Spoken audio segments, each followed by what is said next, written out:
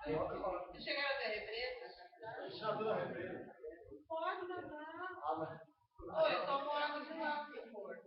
Não na represa, não naquela represa.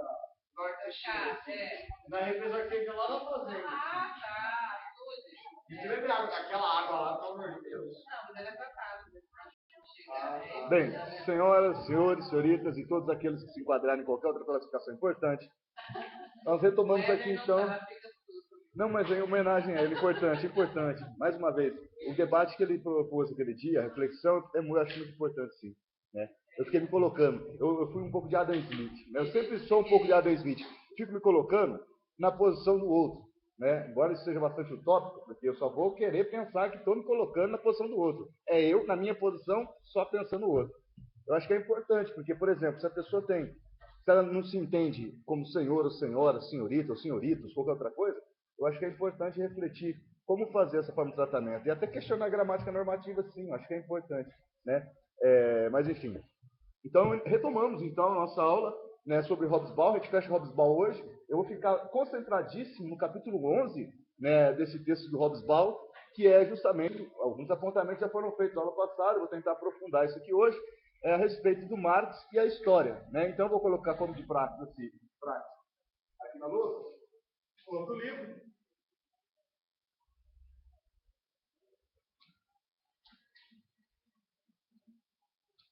Esse livro foi publicado no Brasil pela Companhia das Letras, eu já falei para vocês, no ano de 98, primeira edição. Olha lá, primeira edição. Né?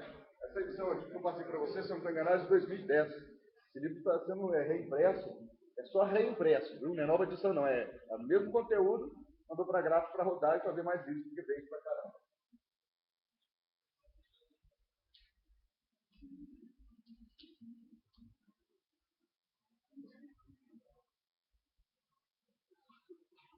Hobsbawm, entendido como historiador britânico, né, egípcio, nascido no Cairo, mais ou menos lá no meio do ano de 1917, ano emblemático pra caramba, né, mas assim mesmo ele não é um participante da Revolução Russa, é claro. Ele tem uma educação britânica, né, na última aula eu falei assim, ele tem uma educação britânica, mas tem que considerar que a mãe dele é uma austríaca e evidentemente que a educação dele também perpassa uma formação cultural austríaca, né, e é só riqueza aí, né, como acho que em qualquer outra situação, quanto mais, nesse sentido aqui, ó, quanto mais, melhor, nesse sentido da aquisição de cultura e etc. E o Hobsbawm ele é tido como historiador marxista. Eu fiz algumas polemizações, acho que fiz várias polemizações na aula passada com o Hobsbawm, para a gente não ficar tratando nem o autor, nem Marx, nem Adam Smith, nem Durkheim e nem Hobsbawm como santo, né, uma pessoa, um pensador imaculado, etc. Não. São passivos de críticas, né, e críticas sérias sempre devem ser feitas, né? Eu falei para vocês que o Hobsbawm ele não se desvinculou à tradição stalinista de escrita da história e disse também na aula passada que seria infantil da nossa parte querer ficar cobrando uma carta do defunto de repúdio ao Stalin. Seria infantil por quê? Seria como se nós não entendêssemos o posicionamento a escolha que ele fez. Né? Se você escolhe ser testemunho de Jeová, por que eu vou ficar na sua orelha falando, faça uma carta de repúdio à história dos testemunhos de Jeová? Eu escolhi ser isso, né? Eu escolhi esse posicionamento. Tudo bem? Então, isso é um ponto de crítica. Né? Eu acredito que a honestidade intelectual é extremamente importante e que não faz o Hobsbawm em nenhum milímetro, né, deixar de ser um historiador extremamente importante. Né? Uma outra polemização que eu abri aqui com o Hobsbawm é o fato de ele ser um historiador conhecido como o maior, mais antigo, e o maior, qualitativamente também, conhecido assim, mundialmente como o maior historiador britânico, o maior historiador marxista britânico. Né? E eu falei para vocês que da juventude até 2012, ele não saiu do Partido Comunista inglês. Né? Ele era um membro do Partido Comunista inglês. Agora, alto lá. Membro do Partido Comunista inglês, enquanto intelectual, formalmente filiado ao partido. Isso não quer dizer que tinha uma vida orgânica de militância de base, como vocês podem ver, gostando ou não no movimento estudantil e outras organizações. Né? Mas ele é um intelectual sim do partido, isso é verdade. Está claro isso? Só para a gente não ficar pensando aqui também que o Hobsbawm está indo na porta da fábrica fazer panfletos. Ele não faz isso mais não. Há muitas décadas já não fazem mais isso, né? O que também não deixa nem um pouquinho para trás ou ainda faz com que perca a importância das análises do Hobsbawm. Tudo bem, pessoal, essa crítica e essa ressalva vital, muito importante. Para que a gente não entre em um campo de polemização que se faz, que existe, né, com o Hobsbawm, que cai naquela crítica, naquela polemização vulgar, do tipo, o Hobsbawm era um pseudo-marxista, ele não ia para a porta da fábrica, né, ele não tinha reunião de núcleo todo final de semana. É verdade, essas críticas são legítimas, mas agora tem que levar em consideração, né, a perspectiva de militante que existe dentro dos partidos comunistas do Brasil afora. Desculpa, Inglaterra afora. E aí vem para o Brasil também. Né? Então, só nesse sentido que eu queria relembrar um pouco da aula passada. Né? E o capítulo 11 são ensaios. Né? Esse livro é organizado por ele, vários ensaios. E esse ensaio número 11, que se chama Marx e a História, foi escrito para uma palestra, uma conferência na República de San Marino. A República de San Marino é um país independente, olha que coisa doida, dentro da Itália. Não sei se vocês conhecem, já viram isso no mapa. Né? A República de San Marino fica a leste da Península Itálica. Oi? Não, ele só foi lá fazer uma conferência, né? E eu acho bastante interessante, porque, assim, às vezes a gente nem sabe que esse país existe, né? A primeira vez que eu vi esse livro aqui, eu não sabia mesmo, né? Eu falei, República de San Marino? Desculpe, perdão, senhoras, senhoritas, e todo mundo, a palavra, mas eu falei, que porra, de onde que é isso, né? Onde é isso? Né? E fui caçar lá no meu Atlas, na época era Atlas, não tinha mesmo negócio de Google Earth, parada toda. E daí eu falei, caramba, é um país dentro da Itália, eu nem sabia que existia isso, né? Isso, menor ainda, né? A República de San Marino, o idioma pessoal é italiano, etc e tal, é cultura italiota, não tem dúvida nenhuma, sempre descendentes do Império Romano, né? É um país pouco industrializado, né? Mas é um país rico culturalmente, muito rico, né? Pois bem, essa palestra, esse ensaio, Marx e a História, foi feito para comemorar os 100 anos de nascimento do Marx, em 1983, já que o Marx nasceu, né? Enfim, no século XIX, estavam lá comemorando o nascimento, o centenário de nascimento do Marx, né? 1813. Então, o que acontece? Então, diferente da outra conferência, que é uma conferência encomendada pela Unesco, na França. Perdão, não é de nascimento, é de morte, 83. Verdade, perdão. Obrigado, verdade. Diferente do ensaio anterior, que é uma conferência, né, financiada pela ONU, em pleno maio de 68, agora é uma conferência posterior, né, autônoma, de certa forma tem lá suas ligações, quem ajeitou, quem organizou, mediou essa conferência. O fato é que é uma ideia de comemoração do centenário do Marx, né, de morte, corretamente corrigido, e não de nascimento, né, seria muito mais. Então, o que acontece? Aqui nesse ensaio, então olha só, qual que é a proposta do ensaio? E vocês provavelmente já sacaram que é o que vocês vão ter que entregar para mim como trabalho de curso, um ensaio. Né? Não vou falar a palavra artigo, porque apavora. Né? Mas é um ensaio. Né? Então está aqui o Hobsbawm, exemplo maior para a gente poder ver como é que são feitos esses ensaios, tem uma referenciazinha. Né? É um texto livre. No caso aqui, é praticamente uma transcrição de uma fala.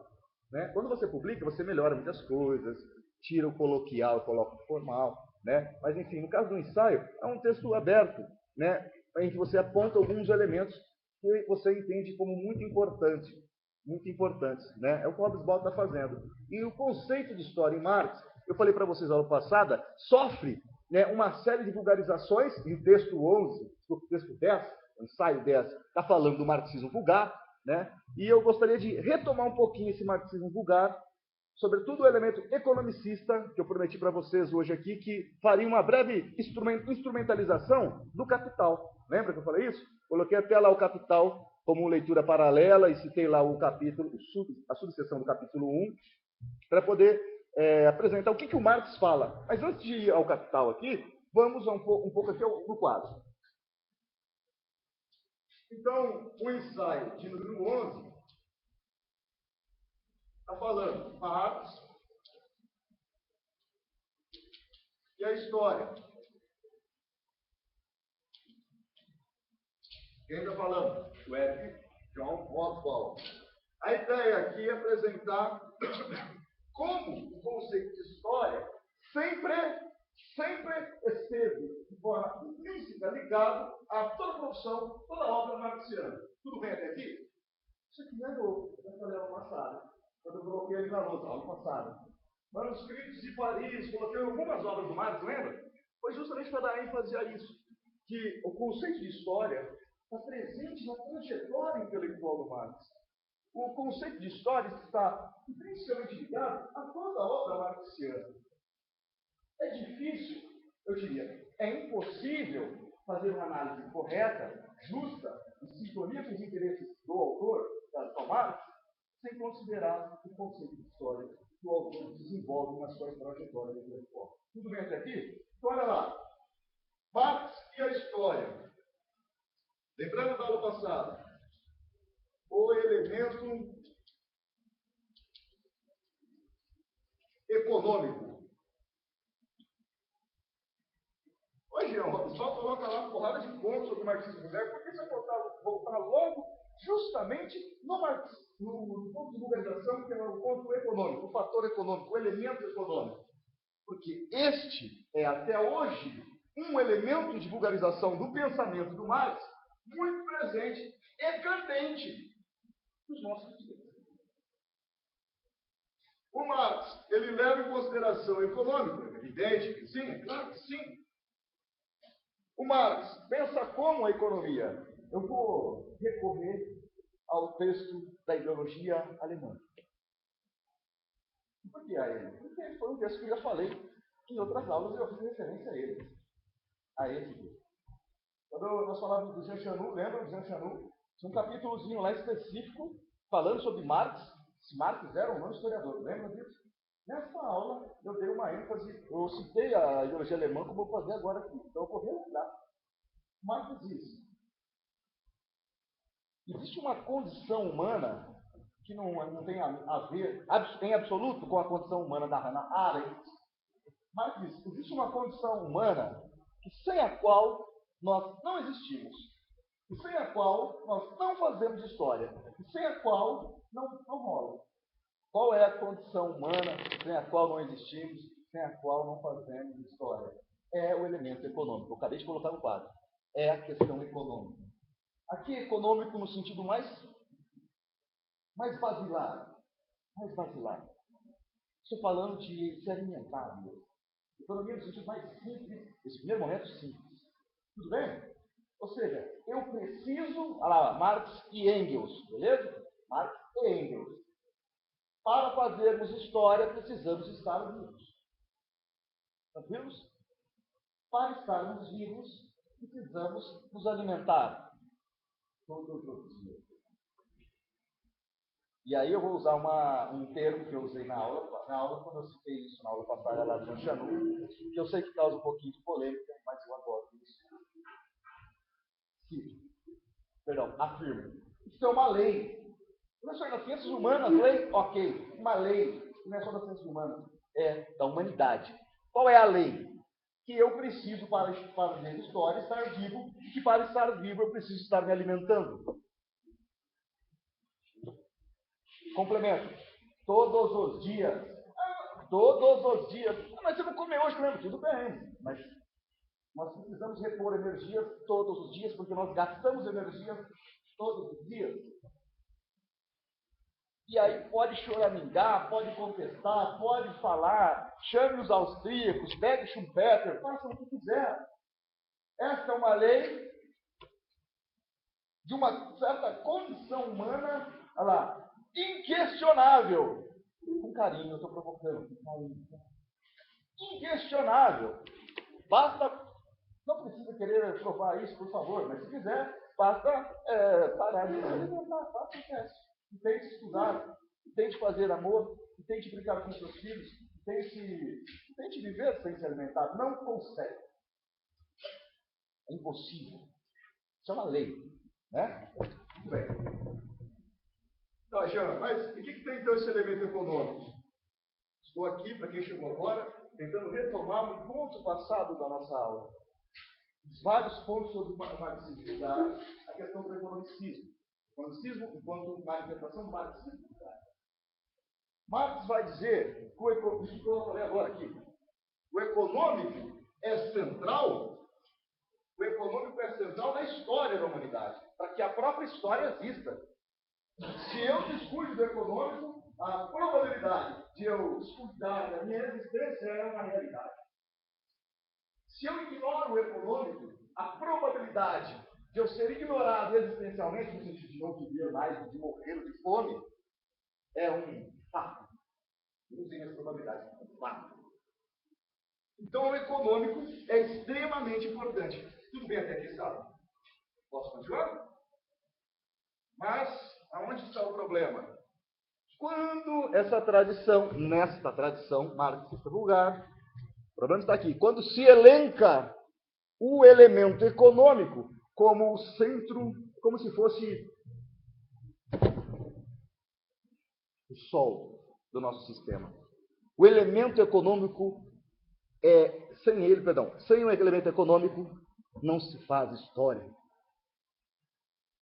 Com a precarização do elemento econômico não se faz história, não se vive. E o econômico é tudo. Em última instância, essa é a expressão que o Engels e o Marx usam, em última instância é isso mesmo. Mas em última instância significa pensar radicalmente. Na base da nossa construção histórica, em última instância, tem que estar vivo. Isso aí é uma obviedade. Esse é o termo, a palavra que o Marx usa no Capital. Agora, não é só o econômico. Todo mundo vai sacar isso? Eu estou sendo claro, Sala? O econômico é central. Claro, claro. Mas diferente dos marxistas vulgares, vão dizer que o econômico tem que ser a única, singular, a chave para entender a humanidade. O econômico é a chave para entender a história. A história é apenas entendida, deve ser apenas entendida através da economia. Isso não é Marx. Isso não é Marx. Isso são os economistas contemporâneos nossos. Isto é Sardenberg. Isto é Copom. Porque economia, para Marx, é central, sem dúvida alguma, em última instância, mas não se reproduz a vida. Esse é um conceito que eu gostaria que vocês guardassem. Modos de produzir a vida. Nesse sentido, não estou fazendo gracinha, não, do tipo, modo de produção. Não. Modos de produzir a vida. Muitas vezes, pessoal, um plural faz uma diferença monstruosa e um artigo definido ou indefinido faz uma diferença radical no entendimento das coisas. Marx fala de modos de produzir e reproduzir a vida. Ele não fala em um modo de produção que é economicista, ou seja, só o econômico equivale, o resto é inferior. Marx está falando, quando pensa em história, de uma série de relações, de uma série de elementos. Por quê? Ora, as bolas. Porque Marx, eu vou fazer um desenho aqui tosco, mecânico, para ser didático, ok? Está claro? Marx pensa a reprodução da vida, as formas de reproduzir a vida, dentro de uma totalidade histórica. E essa totalidade histórica, que jamais poderia ser representada por uma pelota aqui na luz, né? Estou fazendo isso por conta de que eu não sou Picasso e eu não sou Leonardo da Vinci, né? Se fosse possível ainda representar isso graficamente. A totalidade histórica é a perspectiva do Marx. E nessa totalidade histórica, sem dúvida nenhuma, o econômico tem uma centralidade. Claro. Mas só o econômico não compõe a totalidade histórica. O cultural também compõe a totalidade histórica. Isso aqui é social também, mas eu vou ver durante o social, político. Professor, mas aí está igual aquela história tradicional, né? Econômico, cultural, político. Pode colocar ali, ó, psicológico, psíquico, beleza? O metafísico, o transcendental, isso tudo faz parte da totalidade histórica. Os mitos, tudo bem? Imagina tudo. É sem miséria, viu, gente? É tudo mesmo, imagina tudo. Aqui é o que compõe a totalidade histórica. Uma pessoa, você, ou Marx, ou eu, nós podemos elencar, a título de estudo e investigação, um desses elementos. Ou eu posso buscar uma relação entre esses elementos, que é o que o Marx faz. Tudo bem, pessoal? Marx, tudo bem o quê? Está claro para vocês onde está aqui a crítica nessa aula, ainda mais uma vez sobre o economicismo? Marx não reduz a vida a um único elemento. Tudo bem? E ele vai dizer, em última instância, sim, o econômico é vital. Mas não quer dizer que só de economia vive o homem. Tudo bem? Tranquilos isso? Mais uma vez, lembrando, o marxista vulgar vai entender que Marx, o gráfico seria diferente, óbvio.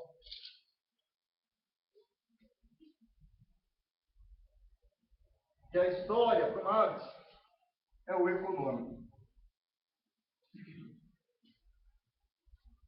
Este é o elemento central. Eu não vou ficar aqui de novo redundando, né? Isso significa que não leu nada do Marx, ou leu muito pouco, ou nunca leu nada, e ouviu alguém que leu muito mal e está reproduzindo alguma asneira, certamente uma grande asneira. E eu citei aula passada o Joseph Stalin. Poderia citar literalmente, está no gato, se quiser, eu vou lá correr buscar. Né? Isso vai repercutindo para o mundo afora. Estou falando rapidinho, sabe? Porque isso vai correr o mundo, pelo menos nos países que possuem partidos comunistas, e chegaram circulares definindo o econômico como central. Talvez porque muitos militantes não dê a devida atenção, ou ainda descarte, ou ainda ignore, ou ainda entenda como subalterna, inferior, a cultura. Isso é uma perda gigantesca, um empobrecimento gigantesco do pensamento humano. Quando Marx pensa em história, ele pensa então em totalidade histórica. Ele pensa num conjunto de elementos, né, que em um dado momento histórico, mais uma vez, mecânico, mas para que eu me faça entendido. A linha do tempo, mecânico, horrível. Mas para que eu me faça entendido. Em um dado momento, uma dada fotografia do tempo e do espaço, alguns elementos têm prioridade. Alguns elementos se destacam como mais importantes. Em dados momentos a psicologia, em dados momentos a política, em dados momentos o econômico, em dados momentos o misticismo, em dados momentos a mitologia, em dados momentos o mundo teológico, em dados momentos, enfim, vários elementos. Tudo bem? Até aqui? Então, na processualidade histórica, vários momentos predominantes existiram. E aí vem um ponto importante, que eu não vou entrar agora, que é o momento predominante vou usar assim essa expressão, feitura da história pelo homem, é o trabalho.